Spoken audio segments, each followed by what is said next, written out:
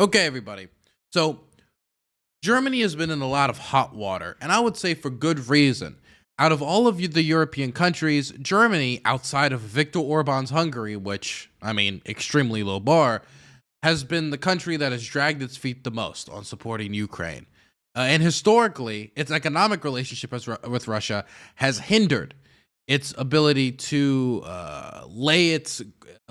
put its foot down when it comes to the Russian invasion of Ukraine in 2014, Crimea, the Donbass, and everything else leading up to this point. And I remember originally when this crisis started thinking, man, I'd be really surprised if the Germans agreed to SWIFT sanctions, any sort of SWIFT sanctions. I knew no matter what, I would be disappointed by the German response. But quickly, I saw that the Germans actually did agree to some, not all, but some SWIFT sanctions. Then they agreed to some other sanctions. And slowly but surely, I saw the Germans slowly, ever so slowly, move into a position that's somewhat actually morally permissible. Now, let me tell you, every step of the way, they dragged their feet. I remember listening to just 2 weeks ago the German foreign minister saying that Germany doesn't have any heavy weapons to provide to Ukraine, and that they couldn't send weapons to Ukraine, and our economic relationship with Russia is this and that, and etc. And slowly, though, Andrew Schulz, the leader of Germany, has course corrected. Why? We're going to talk about that in a second. But first, I wanted to show you a clip of Schulz. I said Andrew Schulz. Olaf Schulz. I don't know what. I mixed him up with Andrew Cuomo. Olaf Schulz aggressively yelling back at anti-war protesters during a Labor Day event. So he says here, I respect pacifism, but it must come across as cynical to a citizen of Ukraine when you tell him he must defend himself against Putin's aggression without weapons. That is unacceptable.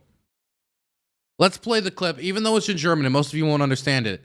Just listen to the intensity as he yells back at protesters. Ich respektiere jeden Pazifismus. Ich respektiere jede Haltung.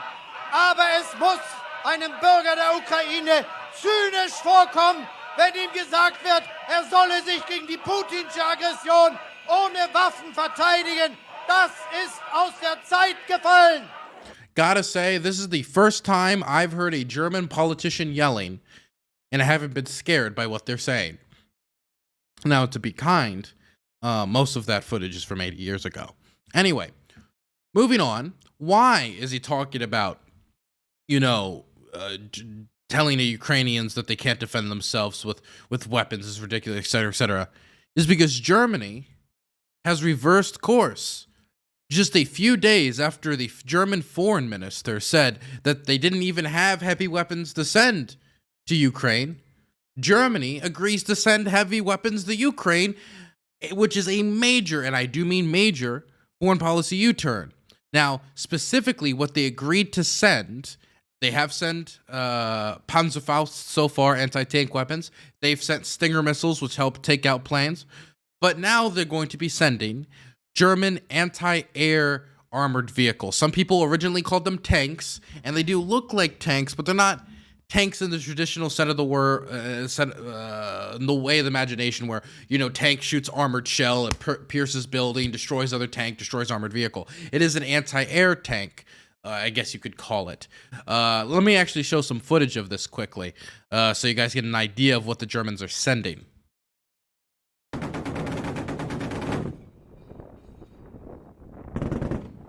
This is a Gepard. At least that's how I pronounce it. I'm terrible with German.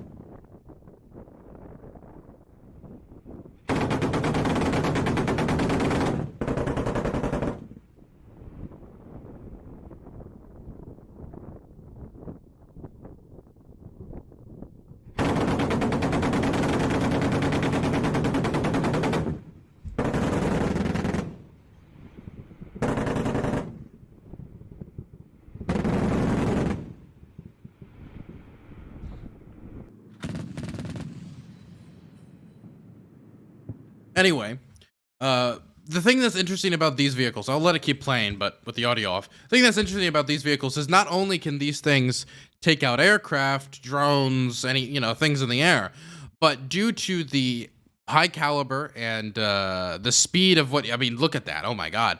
This thing can be actually used against troops. Like if there are Russian troops in some apartment building, this thing can come up and still just hail ammunition into the building.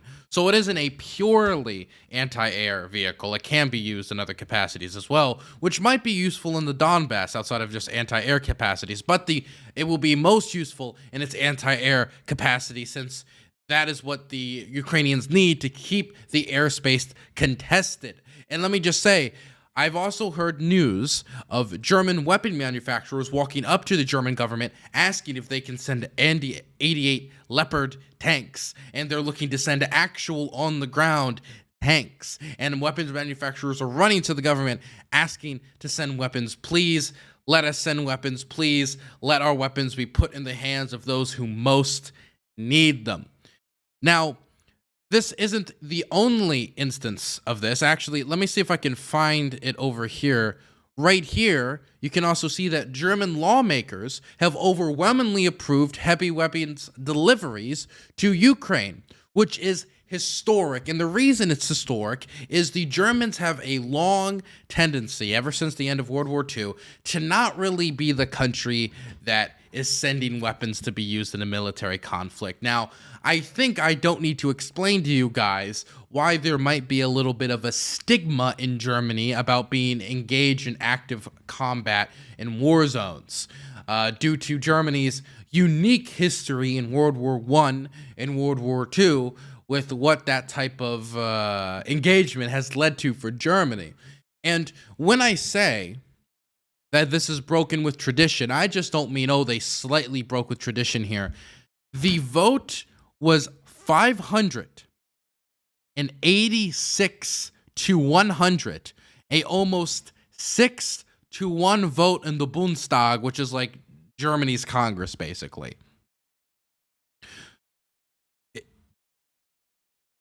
I mean, that is massive. That's almost 6-1. This isn't like 3-2 or 4-2 or hell, even 5-1. It's almost 6-1. So they're already sending the heavy weapons when it comes to the anti-aircraft system. They've already sent the Stingers. They've already sent the Panzerfausts, right? But this legislation would also send other heavy equipment as well. And we're already seeing German weapon manufacturers stepping forward to talking about sending tanks, right?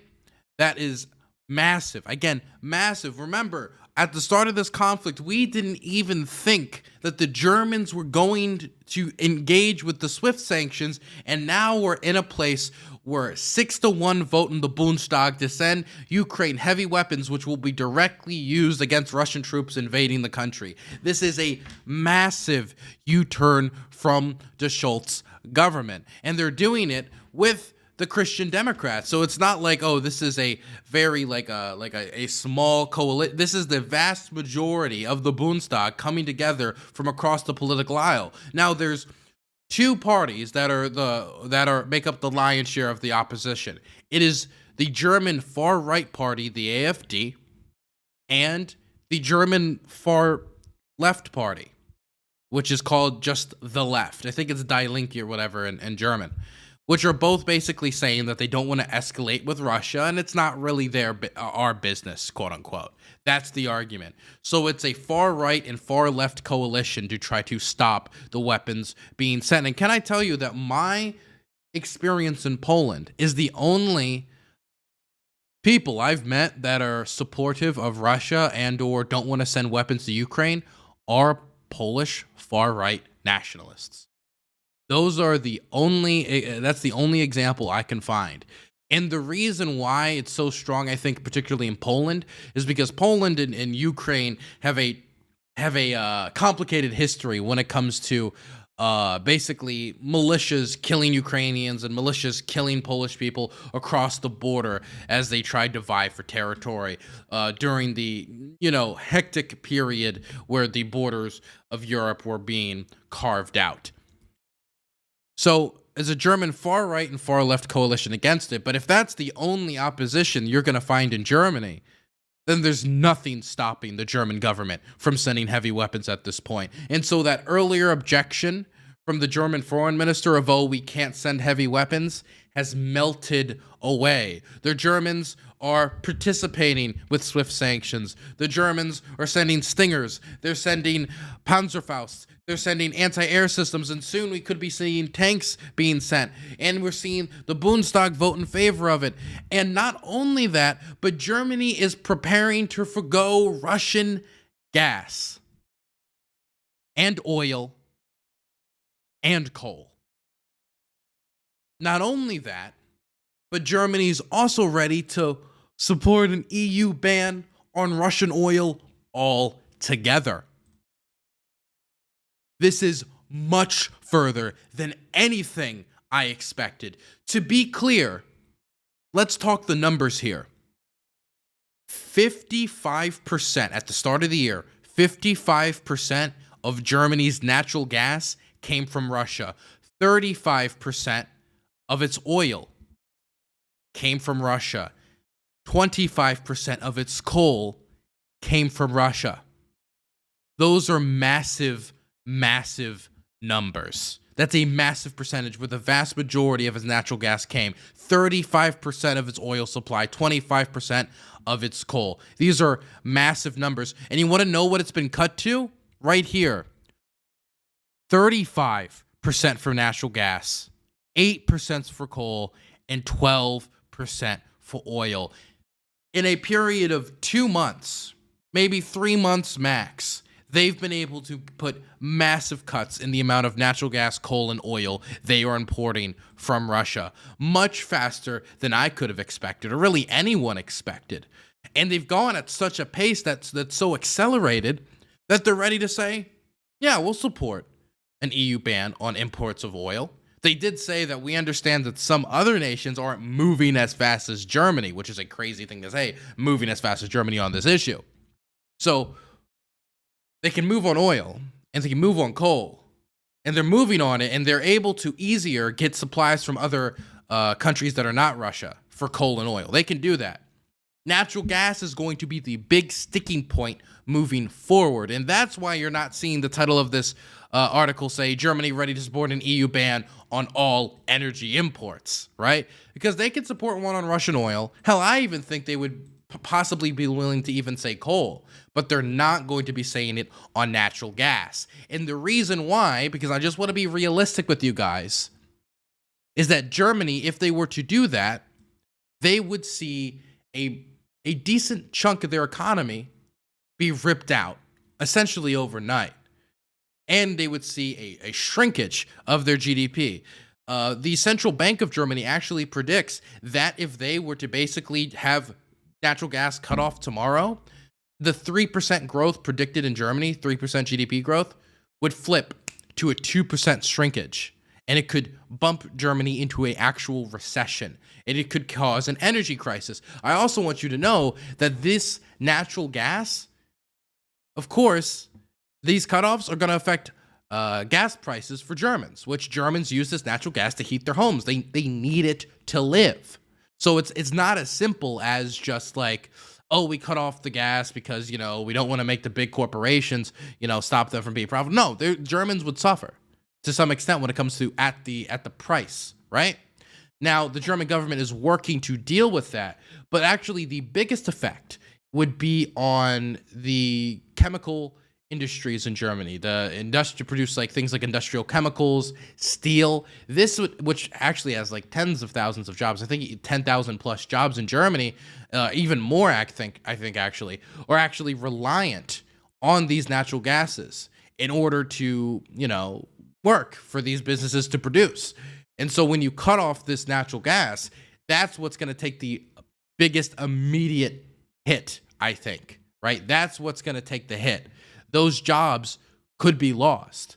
And so the Germans need to slowly wean themselves off of the natural gas. The oil, the coal, they can do that faster. They are working, the Germans, to try to get liquefied natural gas, which they can get from other countries, but it's going to take time.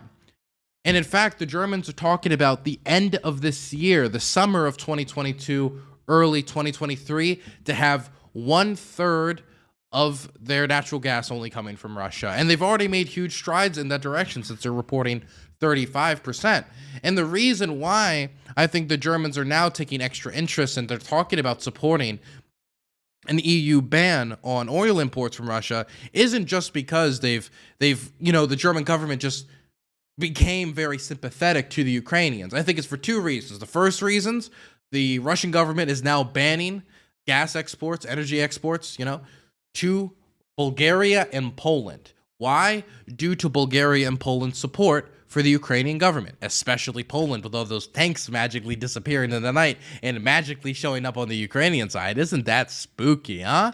I mean, man, the old disappearing tank trick, I think I saw that on TV once. The other reason is this right here. German attitudes towards an embargo on Russian gas and oil. Only 19% of the German population wants to continue the status quo. Right there, 19%. Oh my God.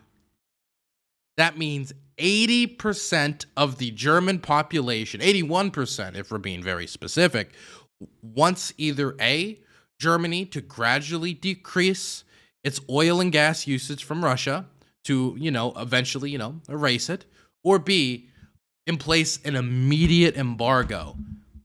And German voters aren't that stupid, right? I would say all voters, have problems. I would say the German voters actually generally pretty intelligent. It's not like they don't know what the economic consequences of an immediate embargo would be, but that's because a certain population, the German population understands never again really should mean never again. And that's why they want to support Ukraine. But the majority, 54%, support what is probably the most rational path forward for, and I'm going to admit this, the most rational path forward for Germany, which is, due to security concerns, support for Ukraine, and what seems to be the Russian government trying to use its oil and gas industry to basically hold it over the heads of governments like Poland and Bulgaria, and they could do that in Germany as well. Them understanding this reality, having this reality finally slap them in the face, has caught up with them. And so they want to move off of it gradually, just like the German voters do. And Olaf Scholz understands this reality too, but also he understands that this is what voters believe. He understands that the voters have looked at Germany's response and the international criticism it has gotten, and they're not very happy about it. They're not happy with the indecisiveness of the German government on Ukraine, of them not being quick to act like Poland, being quick to act like the Americans, USA. And so, if you look at German public opinion polling, you can get a lot of interesting information here. So, the title says, Germany split over heavy weapons deliveries. Let's go here. Let's read it, get a little bit more in detail, because I think it's a little less split than people are insinuating here. After mounting pressure from the German public and its allies, the German government announced last week that it would send tanks to Ukraine. This is specifically saying the anti-air weapons, but they say tanks like you think a classical tank, but it's the anti-air armored vehicles. A day later, on April 28th, the ruling coalition of center-left Democrats, Greens, and neoliberal Free Democrats joined with the main opposition, the center-right Christian Democrats, to approve the delivery by a large majority in the federal parliament, the Bundestag, 586 votes to 100. However, the latest opinion polls show a rift in the German electorate as to whether or not to support that move. The polling institute Inforest DIMAP surveyed over 1,300 eligible voters from 25th to 27th and registered an even split. 45% said they were in favor of sending weapons to Ukraine, a decline of 10 percentage points from the month before. Despite the apparent ebbing support for sending Ukraine heavy weapons, 52% of those queried said they want more decisive and harder actions against Russia. The results of the poll were published on the day of the Bundestag vote. Let's keep reading, though. It's not that simplistic.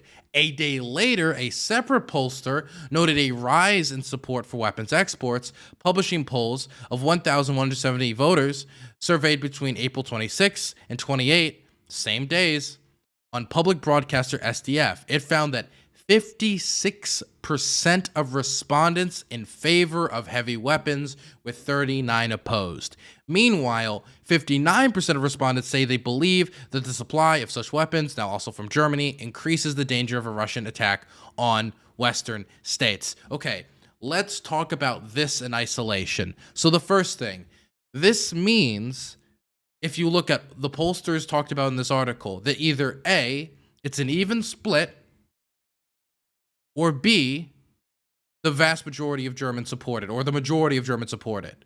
So that means it's either neutral or above, which is a huge shift from before the war, but still slightly down from before, right? That's the first thing. And let me also say that if you're Olaf Scholz, this, even an even split, would still be worrying for you, because a lot of the opposition is going to be made up of the far right and the far left, neither of which are going to be huge fans of you. And so therefore, a decent lion's share of the people who support you being in office and you need to rule are going to be those in favor, which either makes up half of the population, or more likely the outcome, the majority of the population. Not to mention the majority, just across the board, want harder actions against Russia, either when it comes to an economic response or a military response, as in the way of military aid. Now, if you go down here, let's read this. Chancellor Olaf Scholz approval rating, and this is where I think a lot of this response really comes from, why Olaf Scholz is moving to act, not only due to security concerns, but due to electoral concerns. Chancellor Scholz approval ratings have suffered as a result of what is seen as his dithering. Just 1/3 of those polled from the Inforest DIMAP said they found his Ukraine policy convincing. Almost half did not think he could see the country through the crisis. That marks a significant drop in confidence since last year's election, when a strong majority of voters expressed faith in his leadership. So, they think that Olaf Scholz is not showing decisive action. They think that he's been slow to respond, that he hasn't been the person who's jumping on the issue. He's not being the person to go and support the Ukrainians the way the German population wants to see him support the Ukrainians, right? And let me tell you what that would mean electorally for Scholz, and they talk about it here. Now remember, Olaf Scholz is the leader, and you need, 50 to above in order to lead the country when it comes to the Bundestag and the leader. You get the idea, right? Now let's go down here. Let's look at this. If Germany's parliamentary elections were held on Sunday, I'd vote for, right?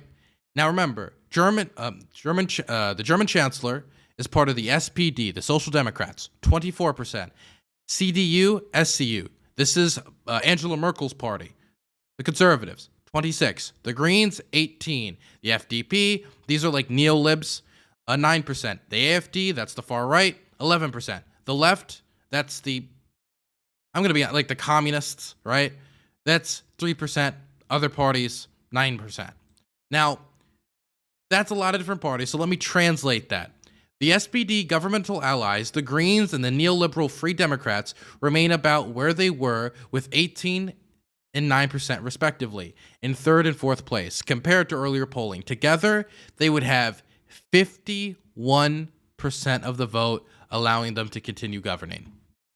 51% of the vote, with Olaf Scholz having people's belief in his leadership falling, and support for moving off of Russian energy going up, and support for supporting Ukraine going up, either through economics and or military weapons.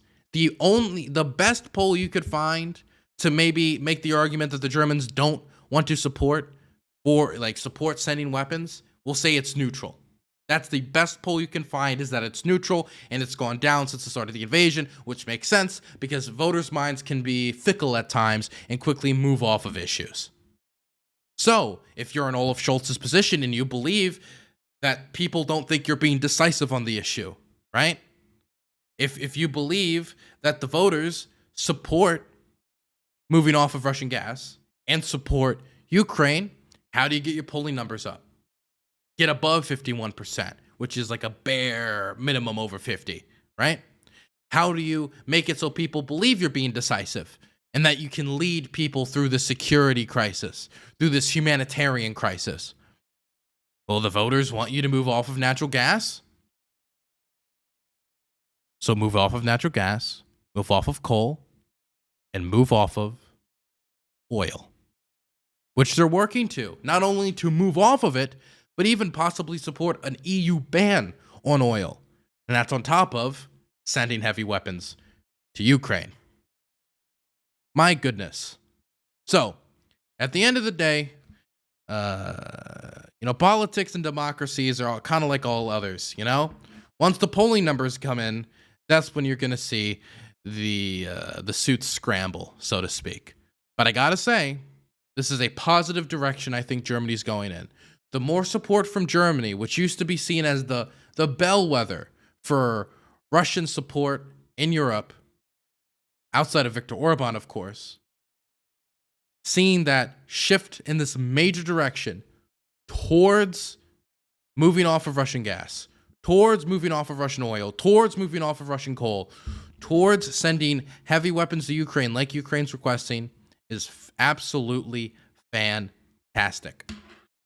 The only thing I would say is that you do need to be understanding that the Russian economy is still pretty tied to Russian gas, and it's going to take them some more time. And obviously, they don't want to have to look to their voters and say, hey, we're going to go through a recession right now. Hey, we're going to go through a 2% GDP shrinkage.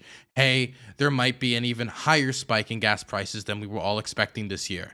Should be easier, though, because they can build up a reserves now that winter's over. So I think now that winter's over, that's why also you're seeing the Germans maybe a little bit more willing to move on Russian gas, move on Russian oil, move on Russian coal. So also German opinion might be seasonal a little bit when it comes to this issue. Anyway, positive developments on the on the German front, sorry. Let's hope that continues.